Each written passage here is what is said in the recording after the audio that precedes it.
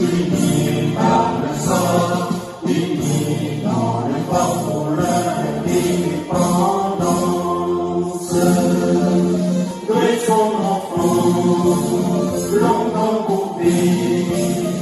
et nous devons vraiment le plus d'éléments. De la CENI, laissez-moi vous dire que les services de monitoring de la CENI nous signalent que 463 partis politiques viennent de retirer les invitations, donc ils sont dans la salle. Mesdames et messieurs, mandataires des partis politiques, monsieur le directeur pays de l'AFS, mesdames et messieurs représentants des sections électorales des ambassades et missions diplomatiques, mesdames et messieurs, distingués invités à vos titres, fonctions et qualités, nous voici réunis de manière solennelle autour d'un objectif commun, celui d'examiner ensemble les préparatifs de l'organisation des élections de 2023. Je voudrais donc, au nom de l'Assemblée plénière de la Commission électorale nationale indépendante et celui de son président, vous adresser mes chaleureux mots de bienvenue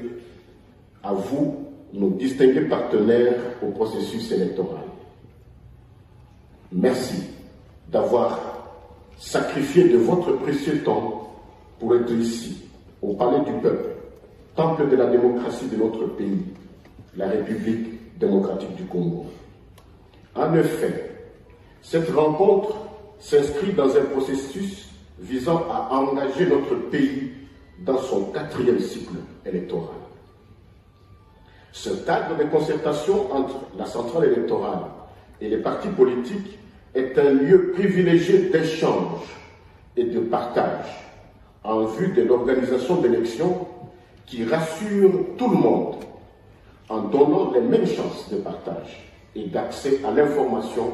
sur le déroulement des préparatifs et les règles à observer par toutes les parties prenantes au processus électoral. Le nouveau leadership managérial de la CENI voudrait donner à cet exercice citoyen un caractère réellement inclusif et participatif, car loin d'être un simple rassemblement au cours duquel un magistral exposé vous est délivré, la CENI, croyez-moi, mesdames et messieurs, voudrait que ce genre de rencontres répondent à l'impératif devoir de partage tout en respectant bien entendu les prescrits de la Constitution et des lois de la République. C'est pourquoi, vous l'avez certes remarqué, que la CENI a ouvert ses portes aux partis et regroupements politiques, aux acteurs de la société civile, notamment les églises, les organisations des jeunes et des femmes, des personnes vivant avec handicap, bref, à toutes les parties prenantes au processus électoral, dans une dynamique d'inclusion où personne ne traîne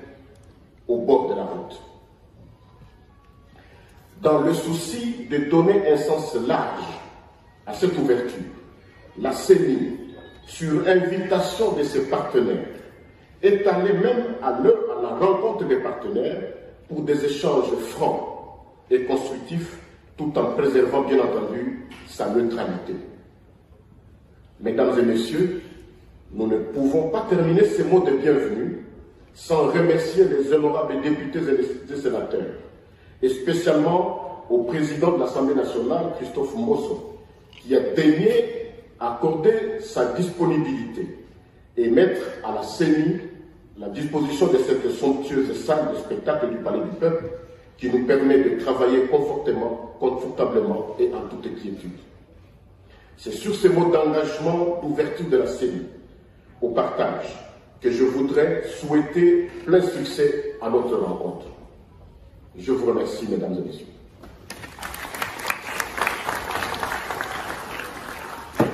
Nous disons merci à ce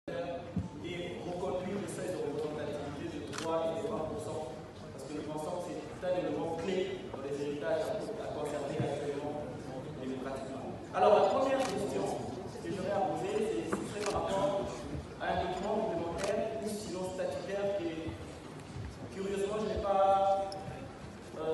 entendu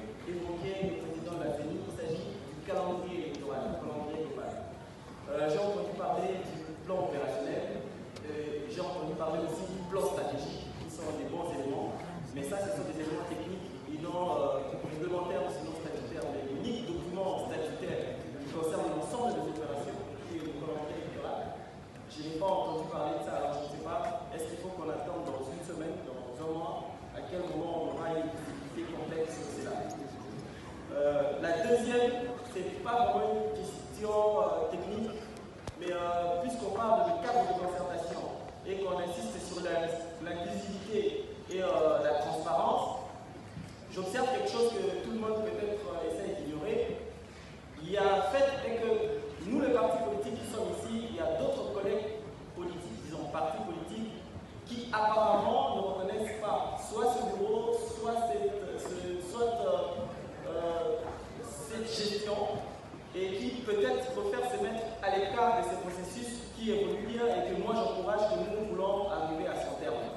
Alors dans le cadre, pas pour entrer dans les solutions politiques, mais je parle vraiment dans le cadre de conservation au niveau de la CENI. Quelle est l'approche que la CENI préconise ou envisage pour essayer, par exemple, de trouver, je sais pas moi, un nombre d'approches avec ces différents amis qui, peut-être, pour une raison ou pour une autre, ne reconnaîtraient pas ou bien n'approcheraient pas la gestion actuelle. Par le sang, unis dans le corps pour l'indépendance. Dressons nos fronts, longtemps coupés,